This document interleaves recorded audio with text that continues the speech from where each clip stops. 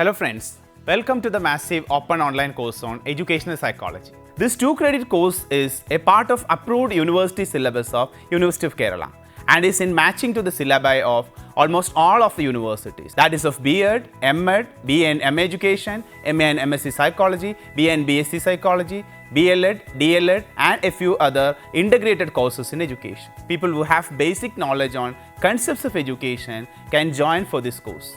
This course carries 2 credits which has to be completed within a time span of 8 weeks.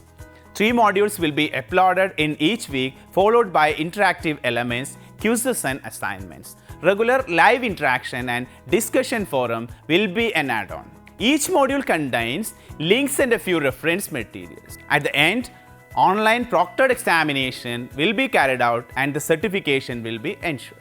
Friends, let me invite you all to join with me for this wonderful journey to understand the basics of learning process in terms of its psychology and measurement. Join and explore the details of psychology of learning and teaching. I wish you a wonderful learning ahead. Thank you.